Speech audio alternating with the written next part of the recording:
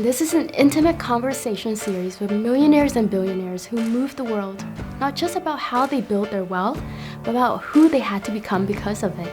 Because money amplifies what you've always been. This is the Inner Circle. Let's begin.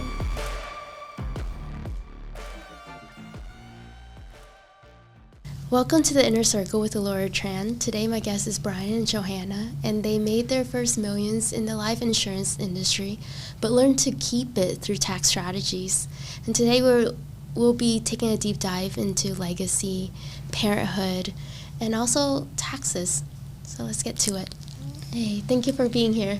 Thank you for having us. Yeah. Can you tell us, the audience, a little bit about you, both of you, and just being a parent and raising your child through the struggles, because he actually lived through your business struggles and attaining wealth with him, and just parenting in general. Do you want to start? Go ahead, ladies first. As far as, our son, I think we went a different route with raising him. Yeah. We decided to homeschool our son. And if that wasn't hard enough, the struggles of homeschooling, we added entrepreneurship, right? Building our own business alongside raising our son at home. Mm-hmm. And what we did, and now looking back, I think it was a great experience on both ends, on our end and on his, because he got to see real life experiences and not just learn everything from home or from a textbook. Right. We actually went out and did things, and just things for school, but also things within our business. That's amazing. So he traveled with you on trips or go on stages? Can you tell us a little bit deeper? Yes, he's been, we would have board meetings. He'd be on the side sometimes. He would meet the other professionals that we were having meetings with. Yeah. He'd go on vacations, of course. It wasn't always just, work hard, also play hard. Showing him that when you work hard like this, you get to celebrate. And we like to show him the results of all the efforts at the end. And he'd vacation with us plenty. Every time we went on vacation, he was with us. He loved it. That's incredible. I think it's beautiful that you brought your family into the business and then trained them on the field. So now their son is an entrepreneur also. So he's taking after your footsteps. If let's say you had him at a later age, after you've already developed your wealth, what would you do differently or the same to raise a child to be self-thinker, to have that growth mindset, to have that discipline? What would you advise those entrepreneurs out there who are parents? Yeah, that's a great question. I think we probably haven't thought of that too much because of the situation that we were in, already having our son. And just like Johanna said, our journey was a bit more unconventional because we started homeschooling him when we became entrepreneurs. Mm-hmm. And we homeschooled him up until he was like a senior. And so thinking back now, that being able to homeschool him and having him in a lot of our board meetings, having him in a lot of our travel trips, and just having him see us reach these milestones, it really molded him into like the man that he is today. I mean, he's going to be 23 this year, so and we still have to look at him as our child, right? But he's a mature beyond his years. Yeah. And now that I think about it, he's the one that's going to be setting up a legacy where he already has his wealth and his business established by the time he has kids. Right. So it will be interesting for us to kind of like look from the background on how he's doing it. Right. But I know a lot of the foundation that we have established with him, that we've set up while he was growing up, is something that he holds on today. Johanna always talks about in our family, in our family dynamic, we have non-negotiables. Right. Like some of those non-negotiables is the same values that he's going to share with his kids as they grow up, because he still practices them today. Yes. Could you share, do you mind sharing some of it? Yeah, absolutely. Go ahead, some of your favorites. Yeah, what are some of your favorites? These non-negotiables, as you mentioned, Bryan, the non-negotiables, I think that no matter whether he was born into wealth or he struggled in it with us, I think these non-negotiables stand no matter what. Yes. And number one for us, our non-negotiables that we showed or shared with him was faith. Okay. Number one was faith, right? Mm-hmm. It's above all, above everything. So for us, he's always going to Sunday mass. Like no matter where we travel, and it could be on vacation, and it can be somewhere tropical, we will find a mass for us at least on Sundays. Yeah. Being Catholic, that was huge for us. Yes. Like we always say, keep the first things first. And for him, he understands that that's his faith. That's him being able to secure the sacraments, going to mass, finding a Catholic church and wherever he's at, and then being able to attend that. So that's a non-negotiable, right? The faith. And then when it comes to family, he sees the dynamic that Joanna and I have together as a couple, and then him as our son, like that is a priority. That is something that takes precedence over business, takes priority over anything that has to do with like fun, recreation, things like that, and then business, because that pretty much provides for a lot of the things that we're able to do. And along with that business, I think, and like a sidebar from that is the ambition. Right. You know, it's always the ambition high. You know, you never stop learning. It all comes. I guess that's all involved on the business side of it. Do you feel like that's a part of helping him build his identity? Like, what did you do as parents to help him maintain that ambition or help him shape his identity growing up? I think from just like watching them, you know, it was a lot of like competitive things, and it could be so simple. Right, competitive things like Bryan would always be like, we could be walking somewhere in the mall and there's a sign hanging, and he's like, what, 7, 8 years old. Jump as high as you can. You think you can reach that? Like things like little things like that. Starting off at home, just like the door jams. We were like, okay, that door jam is 6'8", you know, and he's like 4 or 5 years old at the time, and he would just always try to touch that. So that type of ambition, those type of goals that we would set, even as simple as just touching a door jam or the top of the door jam, would be like a goal for him. So we would put that, and we always just kind of like had this structure where he had parameters, you know, like he had parameters, and we would not make the decision for him, but then we'd give him all the information and resources that he would need. And then based on the foundation he has and the knowledge that he has on something that he's going to decide, he makes a decision. Yeah, that's kind of like where it would be. Is there a reward system at the end of that, or more of a self-reward? I think, you know, as far as like the rewards, we didn't give allowance. Okay. Right? It wasn't allowance, because allowance was something we felt was no matter what, he was going to receive something. So it was based on at least make the effort of things, at least try. And then he would negotiate with us on certain things. Like if I do this, if I, you know, clean up the backyard, and he would negotiate the price. So it was always something like that. But I remember one story specifically when, and I forgot how old he was. Bryan asked him, if you can sell a rock for, what was it, for any amount? For any amount. Any like amount. Just a random rock. A rock for any amount, right? So it's any amount. How old was he?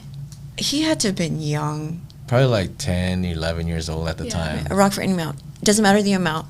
I'll give you $500, right? And so he was like, okay. Challenge accepted. Challenge accepted. And I thought, like, that's hard, a rock. But you're going to sell a rock to anyone, right? Well, he found, I don't know if it was in his things. He had like I think it was like one of those, not Facebook Marketplace, but it was like one of those OfferUp. OfferUp. Oh, yeah. Yeah, on OfferUp. So he had a geode. A geode rock. Because I didn't specify. Wow, that's creative. So because I didn't specify what type of rock, he says, okay, this is a rock. And then he put it on OfferUp, and he found a buyer for it. He told me to drive him to LA Fitness, and that's where they met. And he sold the geode for $5. I think it costs us more to drive all the way over there to meet this person for the $5. He's like, and Tim, it wasn't the $5. Yeah. So he's always resourceful. He's always like negotiating in that sense. Yeah. But some things like we had to make sure that he knew he had to do it, like chores. We don't pay for chores because those are the kind of things that you do on a norm, like washing dishes. He knows he has to do that. Taking out the trash, he knows that he has to do that. Walking the dog, feeding the dog, he knows he has to do those kind of things. And why would I pay him an allowance or pay him to do those things? Because even when it comes to business, like there are things that you're going to have to do for your business that you're not going to get paid for.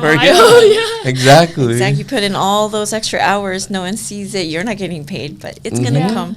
Yeah. It's like you're putting all these pieces together, and that's what's going to give you like the final result. Yeah, you're absolutely right. Like instant gratification, I think we're so like with social media, you get primed to, you get a dopamine hit for clicking like or seeing things, and we expect things to be delivered immediately. Right. So I love that you teach him that, say, hey, like you have to do these things and you're not going to get rewarded immediately. The reward may come later. Yeah, prolonging that reward, it has a great value.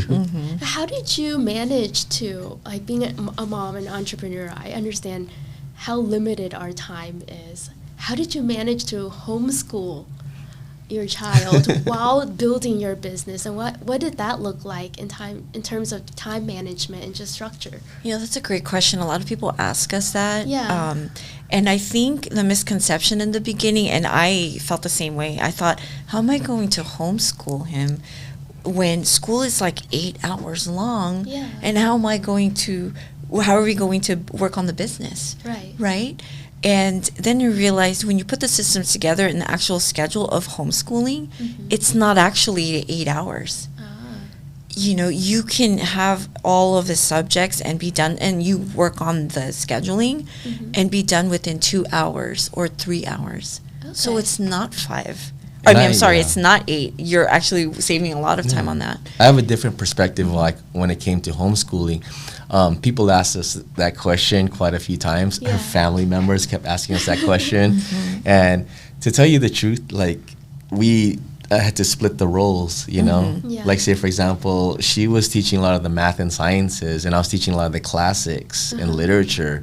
And so we did that. We split. And she was like the principal, and I was like the janitor or PE teacher, But like Johanna said, it wasn't just the whole 8 hours, because Jacob was the one, and I'll tell you this, when he was in traditional school, when he was going to an elementary school with the district, we used to bump heads all the time with the teachers, because they were telling us, well, he's having a hard time focusing on the assignment, and then like can't get him to, I guess like the testing and all of that, like whatever it was, he just wasn't focused in. He couldn't zone in on it or lock in.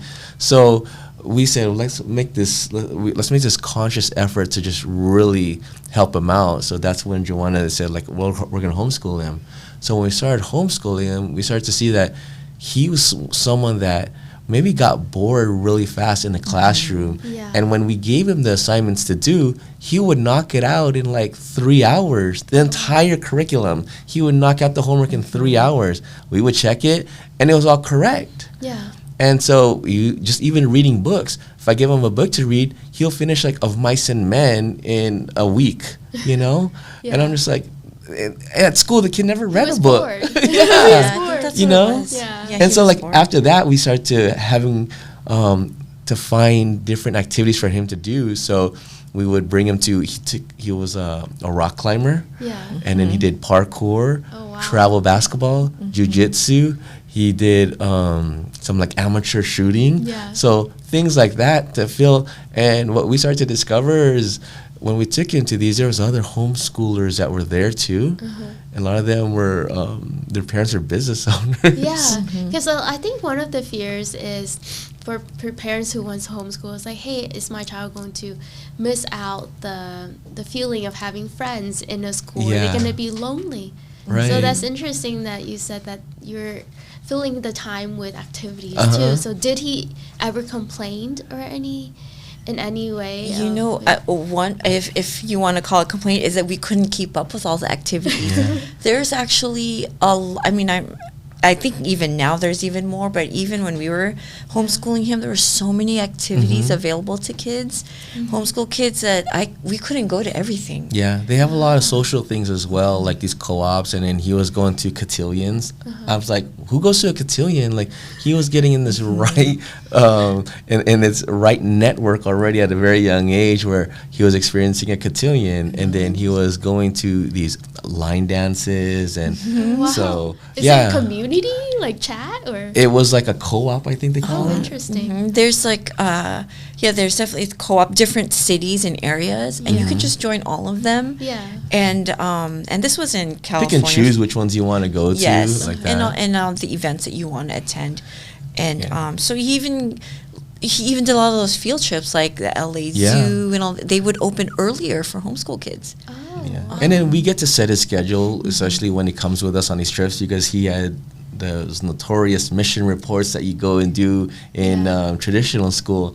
So instead of just learning from a book, we took him to every mission in Southern California. Yeah. And he was studying about the pyramids. So we went to go to we went to go to Cancun over there. Wow. And then we saw the pyramids and the volcanoes. We went to Maui, and then we went to Big Island, Hawaii. Yeah. And he got to see I them love all that. firsthand. Yeah. Basically, everywhere we went, we made it a teaching moment. Yeah. Like, this is part of Yeah. homeschool. I And feel like that implants into their memory even more than just reading it in the core book. memories, Yeah. yeah, there's core absolutely. memories for sure. Well, you know what? One thing is, we thought we were going to get exposed the moment he decided to go back to high school. I was like, it just felt like homeschooling you was so fun.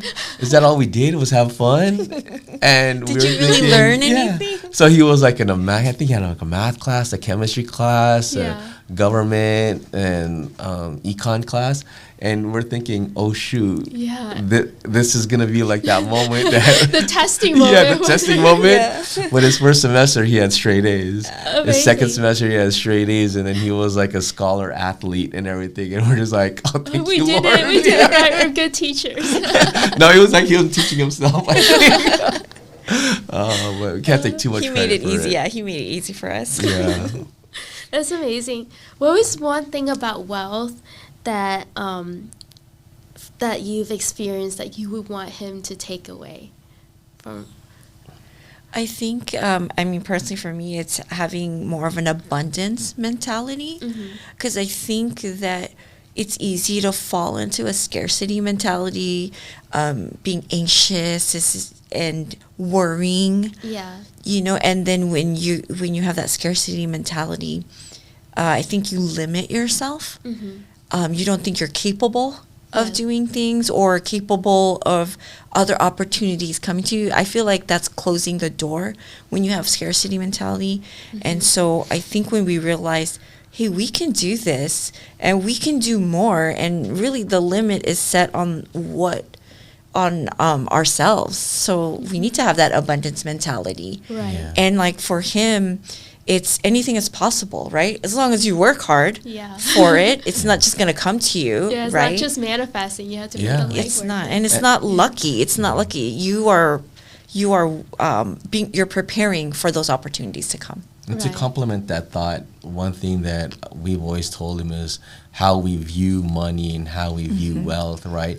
Money should never be looked at as a means to an end. It was always like a tool more, because like we taught this thing in our faith, like people always say that as you come up on money, it's going to be like that great magnifier of who you really are. Right. And like if you're a good person, it just magnifies that you're a better person. Absolutely. And the opposite, vice versa.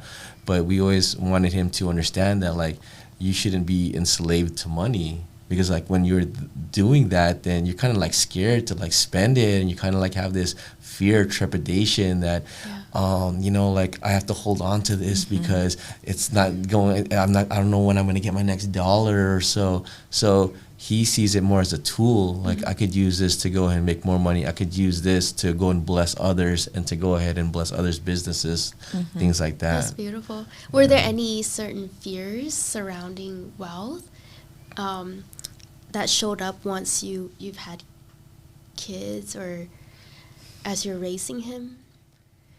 I think maybe, because he was pretty much, Jacob was already grown when we really started, making even more. Or even that transition. The transition, the transition. I would say it's the being able to give him or even help him in those ways where maybe those opportunities are not available to everyone else. And so I used to think like, okay, are we helping him here? Yeah. By just, is this a shortcut because of the resources that we do have? Yes.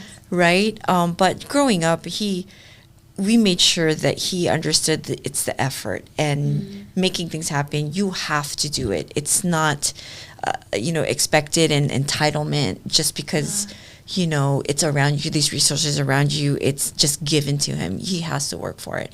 So there are things that we have a lot of conversations with our son. I think that's what's important too, is because we were homeschooling him, we communicated with him a lot. We had a lot of opportunities to communicate with him, and not just at the end of the day when he got home from school, how was school? It wasn't like that.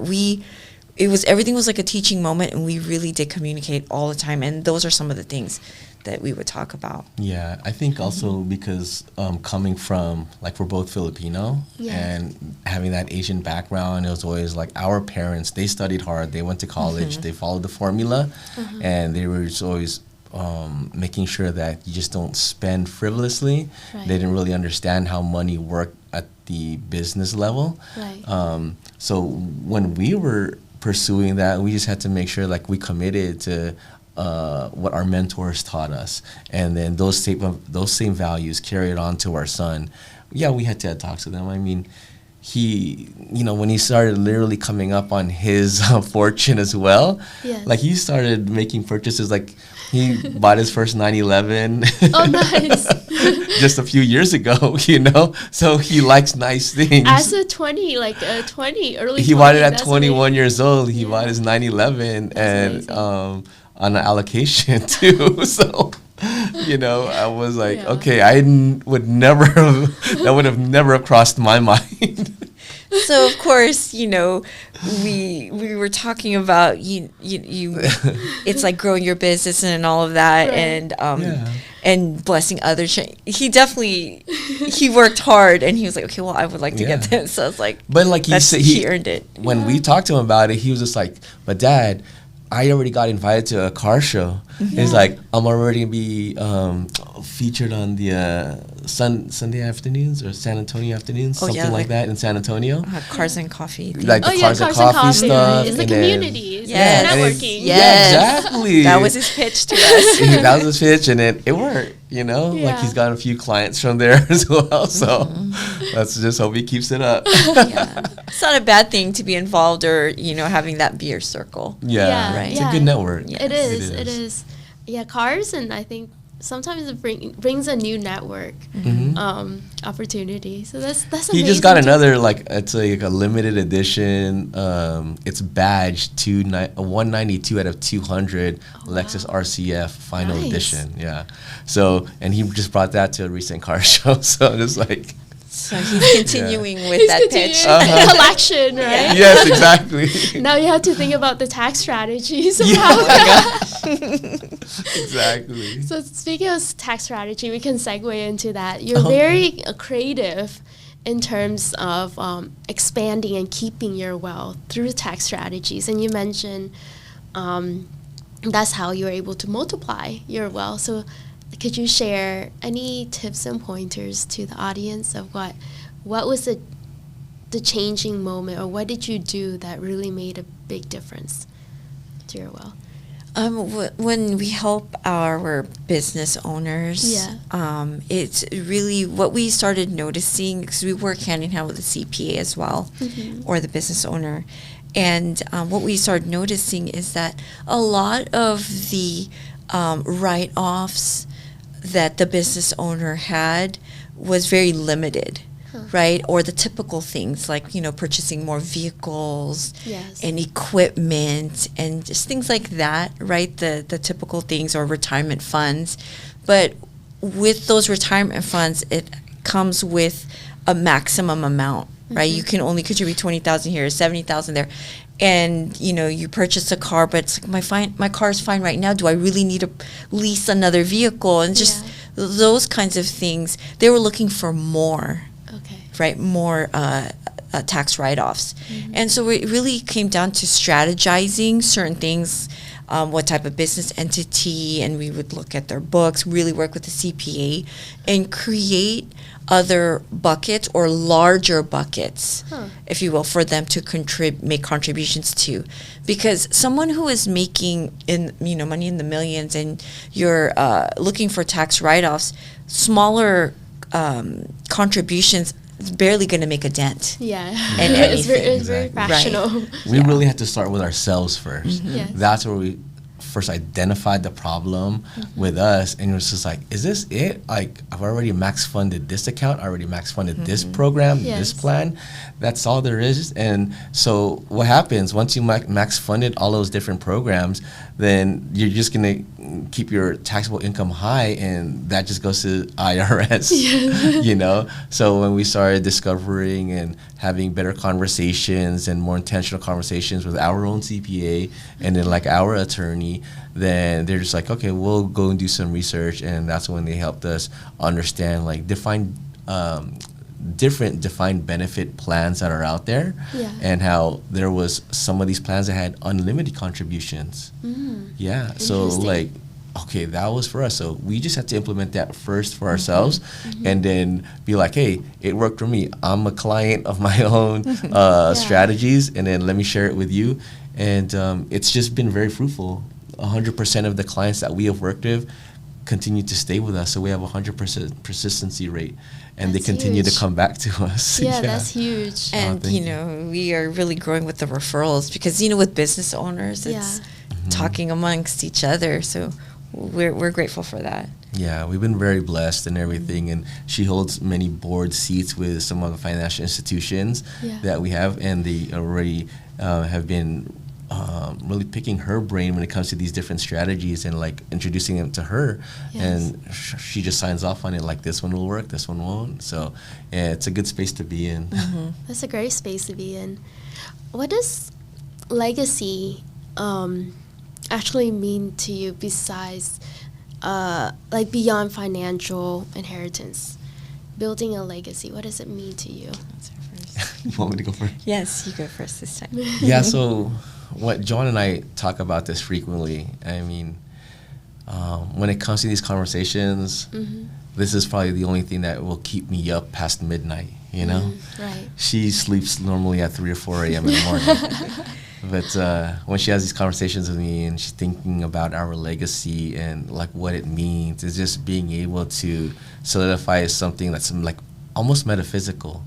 Because just last year we started our foundation, and like our foundation is being able to support these religious priests and sisters, nuns, to further their education and to get their master's degrees or pursue their vocation. Well, that was like that step, because we felt that when it comes to our family, is just being able to make sure Jacob was set up, and then at the same time his kids would be set up. So not that they were going to be trust fund babies, like we didn't want them to be trust fund babies by any means. However, we did want them to have the resources. Right. We want them to be able to utilize any knowledge that we've passed down to Jacob, any I would say even like some of the people that we work with, because when Jacob was getting into his real estate, we matched him up with one of Johanna's clients, and she was the mentor to Jacob. So those type of resources are what we're talking about. Like if they wanted to get into a specific field, we know where we can put them in front of a specific mentor. Right. Yeah. So that was it. And when we put like our trust together, it was very specific. Yes. Like, yes, if they wanted to go to college, I could share this. Yeah, yeah. I could share this. So, like, if they wanted to go and pursue college, then they would have their tuition taken care of, but they would be in certain fields. Oh, wow. It would have to be like in law, Yes. or if they wanted to go into medicine, Mm-hmm. if they wanted to go to accounting or engineering. I think those are the four, correct? And those four, they could go as far as they want, and their education would be supported. Right. And then if they wanted to go into business, they would also receive some money from the trust to go Right. and start that business. But then they would have to have parameters again that they would have to meet, that our attorney put together, and that Yeah. Jacob could monitor, or the attorney or the firm could monitor. So what was your process in putting together that constitution? Did you have a conversation between you two to dive deep of like what clauses to put in these trusts that would set up your generations to come? How did you approach that? I think we learned from others, just Yes. having conversations from others, and a lot of business owners would share with us what they were adding Yes. to their trust, and we used to think, and we talk about like, that's a great idea. We should Write it add down. this, we should add that. Yeah. And so we'd have those conversations, and Jacob understands, our son understands, you know, he understands that as well, that there are stipulations to all of that. And to me, he's not really concerned with it. He's like, it's great that it's Yeah. there, you know, it's great that there's guidelines there, but he's not really worried about that. Yeah, he's always like, I don't want to ever be identified as a Nepo baby, as the trust Like fund he's falling baby. back Yeah. on it or anything like that. Yeah, he never wanted to be identified as that, and that didn't come from us. That came from him. So, Yeah. we were thrilled, and in putting that together, like Johanna said, it's just also from learning from the mistakes of others. Some from our own family, some from at the same time friends that we've seen, and how they could have done things differently. So we're just like, that's a great point, and we thank them for that, and we implement it in ours. Yeah, I think one of the fears of entrepreneurs is, we may know what the next generation, like your son Jacob, how he is, but what about his children? What about his grandchildren and grandchildren and grandchildren?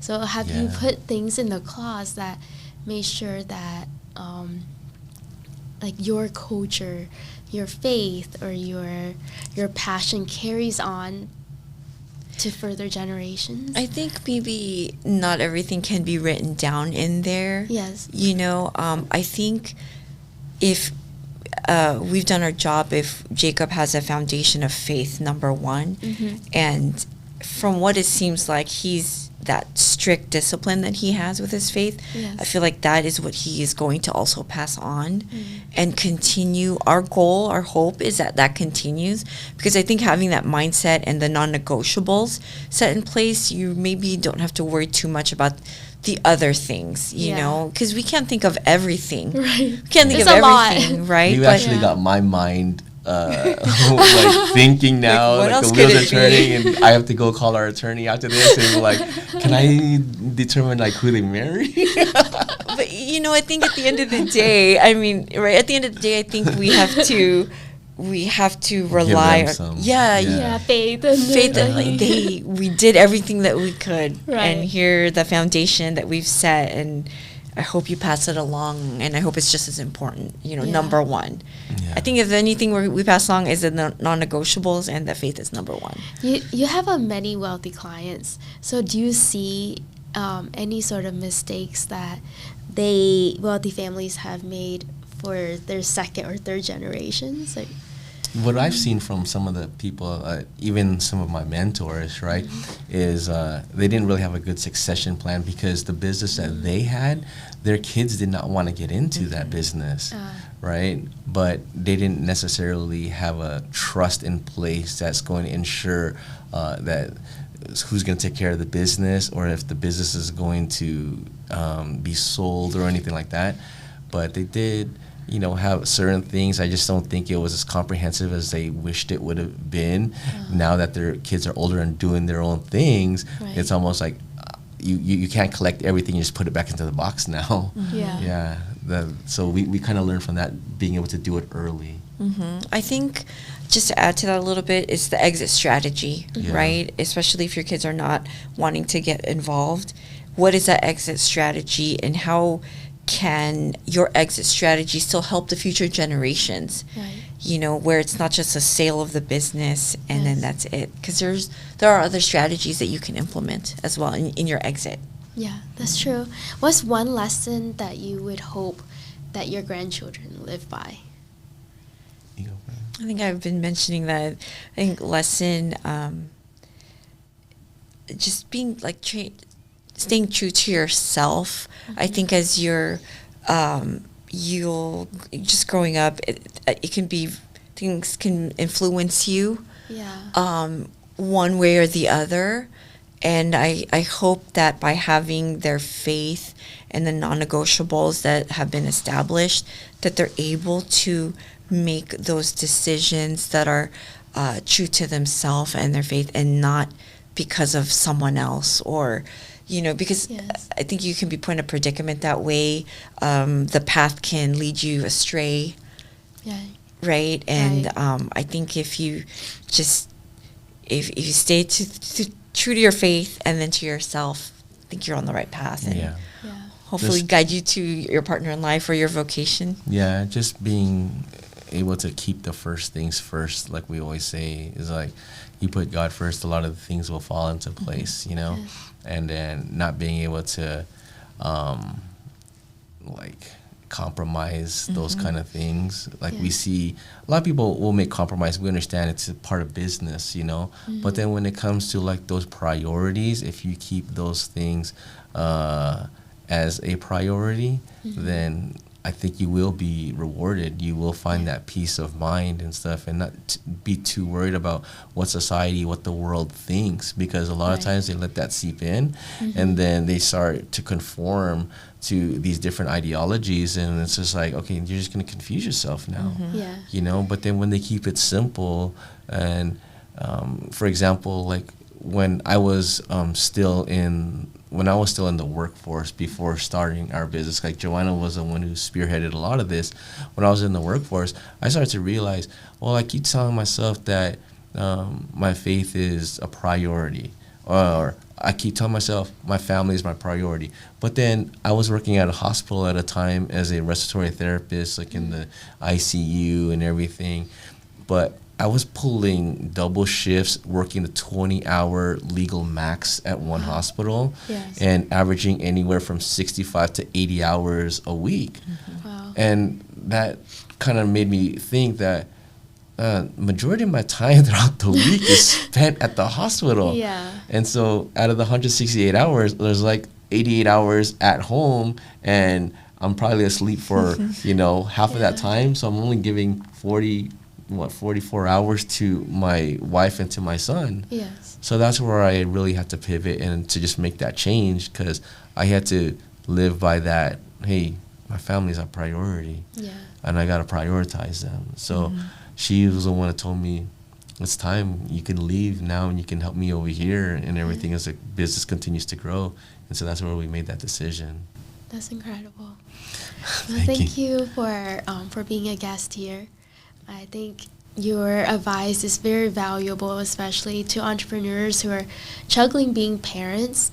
The fear of, you know, how we structure things to leave a legacy correctly, and then carrying on our legacy and just being great parents to our children. I think you both did a beautiful job, seeing how your son is and how successful he is.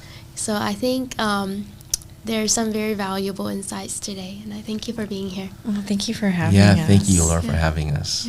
It's a pleasure.